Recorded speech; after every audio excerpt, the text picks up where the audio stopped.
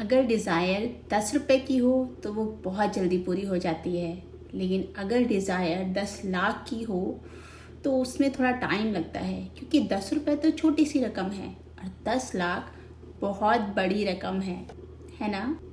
जब हम अपनी कोई डिज़ायर कमांड करते हैं तो उसके बाद हमारे माइंड में ये क्वेश्चन भी आता है कि कितने टाइम में हमारी डिज़ायर पूरी होगी, कितना समय लगेगा हमारी डिज़ायर को हमारी लाइफ में मैनिफेस्ट होने के लिए। और आज की वीडियो में हम इसी टॉपिक पे बात करेंगे। हेलो फ्रेंड्स, मेरा नाम है अनीता और आज की वीडियो में मैं आप सभी का मोस्ट वेलकम करती हूँ। तो ये जो क्वेश्चन है कि हमारी डिज़ायर को पूरा होने में कितना टाइम लगेगा, ये हम सभी के दिमाग में आता है, क्योंकि कुछ डिज़ायर्स बहुत जल्दी हमारी लाइफ में आ जाती हैं और कुछ डिज़ायर्स बहुत ज़्यादा टाइम लेती हैं, जिससे हमारे मन में डाउट आने लगता है कि ये डिज़ायर पूरी होगी भी कि नहीं। तो ऐसा क्यों होता है? क्या कोई रूल बुक है कि इस डिज़ायर को पूरा होने में 10 दिन लगेंगे, इस डिज़ायर को पूरा होने में 6 महीने लगेंगे और कुछ डिज़ायर्स को पूरा होने के लिए सालों लग जाते हैं? क्या ऐसा कोई डिफाइंड टाइमलाइन है? तो इसका आंसर है नहीं। ऐसा कोई रूल बुक नहीं है, ऐसा कोई डिफाइंड टाइमलाइंस नहीं है डिज़ायर के अकॉर्डिंग। ये सब डिपेंड करता है कि हम अपनी डिज़ायर के लिए यूनिवर्स के साथ कितने अलाइनमेंट में हैं। उस अलाइनमेंट में आने में जितना टाइम हम लेते हैं उतना ही टाइम हमारी डिज़ायर को हमारी लाइफ में मैनिफेस्ट होने के लिए लगता है। अब आप बोलोगे कि कुछ डिज़ायर्स इतनी जल्दी मैनिफेस्ट क्यों हो जाती हैं अगर अलाइनमेंट का ही इशू है तो अलाइनमेंट क्या है कि जब हमारा माइंड या हम अपने माइंड में जब बिलीव करते हैं कि हमारी जो डिज़ायर है वो हमारी लाइफ में मैनिफेस्ट हो सकती है, हमें मिल सकती है। सपोज़ कीजिए कि मैंने डिज़ायर किया कि आज मुझे कहीं से 100 रुपये मिल जाएं और वो 100 रुपये मेरे अकाउंट में आ जाते हैं या मुझे वो कोई 100 रुपये दे देता है। मतलब वो 100 रुपये की डिज़ायर जो आज मेरी थी वो मैनिफेस्ट हो गई बहुत ही आसानी से। और वहीं अगर मैं सोचूं कि आज मुझे कहीं से 1 लाख रुपए मेरे अकाउंट में आ जाएं या मुझे मिल जाएं, पर वो डिज़ायर मेरी पूरी नहीं हुई। इसका रीज़न क्या है कि मैंने अपने माइंड में बना रखा है कि 100 रुपये तो बहुत छोटा अमाउंट है, 100 रुपये तो कहीं से भी मैं एक दिन में मैनेज कर सकती हूँ, लेकिन 1 लाख रुपए इज़ अ बिग अमाउंट। इतना रुपया, इतना पैसा एक दिन में कहीं से नहीं आ सकते। तो ये लिमिटेशन मैंने अपने माइंड में बना रखी है कि भाई 100 रुपए तो बहुत आसानी से मिल सकते हैं क्योंकि वो छोटा अमाउंट है, और 1 लाख रुपए बड़ा अमाउंट है जो एक दिन में कहीं से मेरे अकाउंट में या मुझे कोई नहीं दे सकता। तो ये लिमिटेशन मेरे माइंड की है। यूनिवर्स के लिए कोई लिमिटेशन नहीं होती। यूनिवर्स के लिए साइज और क्वांटिटी कुछ मैटर नहीं करती। उसके लिए वो 100 रुपये और 1 लाख रुपए में कोई डिफरेंस नहीं है। वो दोनों चीज़ों को समान तरीके से देखती है। यूनिवर्स के लिए अगर आप 100 रुपये की कमांड करते हो उसको कि आपकी डिज़ायर है 100 रुपये आए, तो वो आपको 100 रुपये ला के देगी। और अगर आप यूनिवर्स को कमांड करते हो कि मुझे 1 लाख रुपए चाहिए, तो वो आपको 1 लाख रुपए ला के देगी। लेकिन आपका यूनिवर्स के साथ अलाइनमेंट होना ज़रूरी है।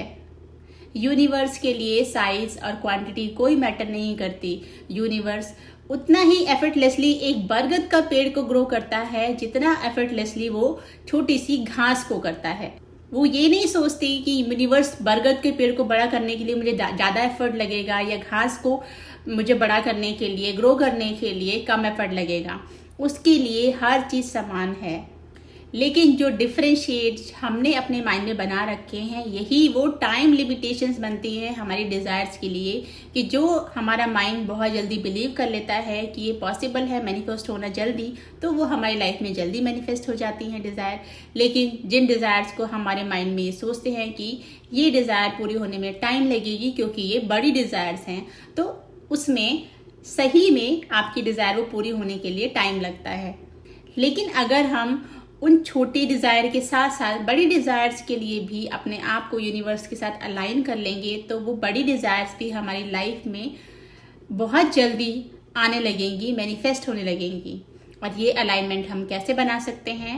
कि हमें ये बिलीव करना होगा। जैसे हम 100 रुपये के लिए बिलीव कर रहे हैं कि एक दिन में हमें 100 रुपये आसानी से मिल जाएंगे, तो ऐसे ही हम 1 लाख रुपए के लिए भी बिलीव करें कि 1 लाख रुपए भी हमें बहुत आसानी से एक दिन में मिल सकते हैं।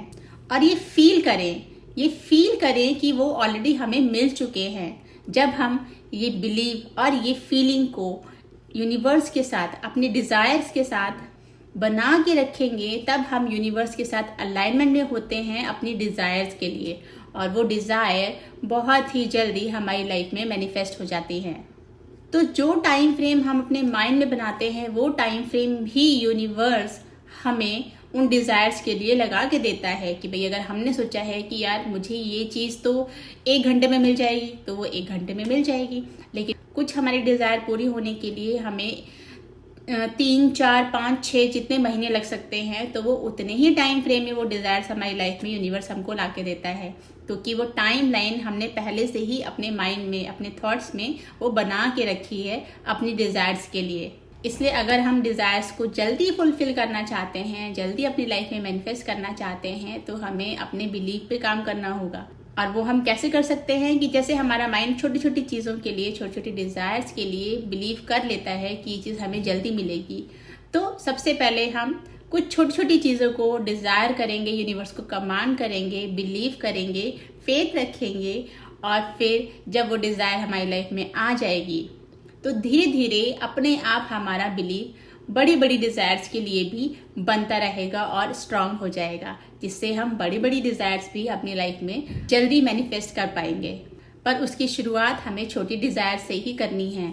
और इसकी एक छोटी सी स्टोरी द सीक्रेट बुक में दी हुई है, जो मैं आपको सुनाना चाहूँगी। कि एक आदमी ने इस लॉ ऑफ अट्रैक्शन को टेस्ट करने के लिए डिसाइड किया, जिससे कि उसका बिलीव इसमें बने। उसने डिसाइड किया कि वो एक छोटी चीज़ से शुरुआत करेगा, तो वो उसने एक फेदर अपने माइंड में इमेजिन किया, उसकी डिज़ायर की कि एक फेदर मुझे मिलेगा।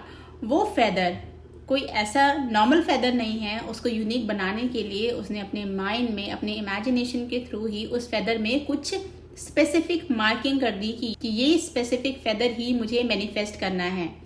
उसने अपने माइंड में पूरी तरीके से ये बिलीव किया कि ये फेदर उसके पास है, उसको मिल चुका है, बिना किसी डाउट के पूरी तरीके से उसको माइंड में ये बिलीव हो गया। 2 दिन के बाद जब वो एक रोड से जा रहा था, उसके दोनों तरफ, रोड के दोनों तरफ हाई राइज बिल्डिंग्स थी, तो उनके बीच से जो रोड थी वो उस पे रोड पे चल रहा था।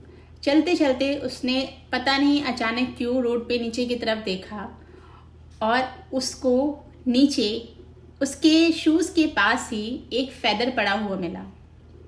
वो फेदर कोई नॉर्मल फेदर नहीं था, वो फेदर वही स्पेसिफिक मार्किंग वाला फेदर जो उस बंदे ने इमेजिन किया था, अपनी इमेजिनेशन में देखा था, वही सेम फेदर उसको वहाँ पड़ा हुआ मिला।